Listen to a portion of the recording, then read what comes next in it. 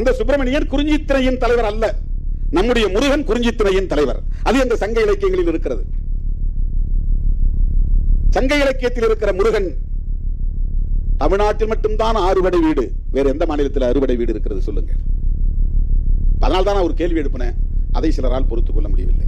முருகன் தமிழ் கடவுள்னா அவங்க அப்பா சிவனும் தமிழ் கடவுளா தானே இருக்க முடியும். முருகன் தமிழ் கடவுள்னா சிவன் தமிழனா இருந்தா பார்வதி தமிழச்சியாக தான் இருக்க முடியும். இப்ப இவங்க ரெண்டு பேரும் கைலாய மலையில் இருக்கிறாங்கன்னா கைலாயம் தமிழர்களின் தேசம் தானே. அப்ப ஒட்டுமொத்த இந்தியாவும் தமிழர்களின் தேசம் தானே. எங்கள் தமிழன் சிவபெருமான் கைலாயத்தில் குடியிருக்கிறான் என்றால் கைலாய மலையும் தமிழனுக்கு சொந்தம். கைலாய மலை இமயம் முதல் கன்னியாகுமரி வரையில் தமிழன் வாழ்ந்தான் என்பதற்கு சிவபெருமானே ஒரு சான்று. அந்த கதைப்படி பார்த்தார். சிவன் தமிழன், பார்வதி தமிழச்சி அப்படின்னா கணபதி கணேசனும் தமிழனா தானே இருக்க முடியும்.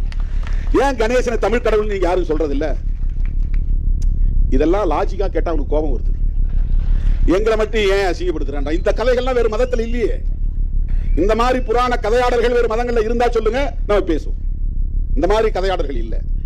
இப்ப எங்களுடைய அடையாளங்களையும் வரலாறையும் நீங்கள் திருடிக்கொண்டு அதற்கு புதிய புதிய அடையாளங்களை தந்து புதிய புதிய விளக்கங்களை தந்து எங்களை ஏய்த்து பாகுபடுத்தி பிளவுபடுத்தி சிதறடித்து சிதைத்துக் கொண்டிருப்பதை அம்பேத்கரின் பிள்ளையாக இருந்து கொண்டு எப்படி வேடிக்கை பார்க்க முடியும்?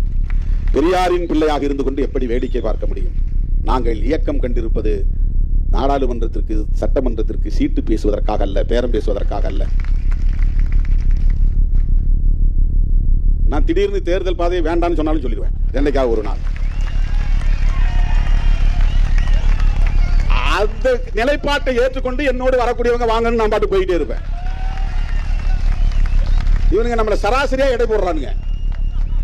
இந்த சீட்டுக்காக, இந்த நோட்டுக்காக, இந்த பிளாஸ்டிக் சேர், இவங்க புத்தி அவ்வளவுதான்.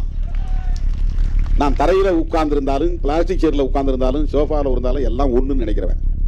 அது ஒரு பெரிய விஷயமே கிடையாது. சோஃபால உட்கார்ந்து இருந்தா தான் பெரிய கெத்து, தரையில உட்கார்ந்து இருந்தா சாதாரண அப்படிலாம் ஒன்றும் கிடையாது.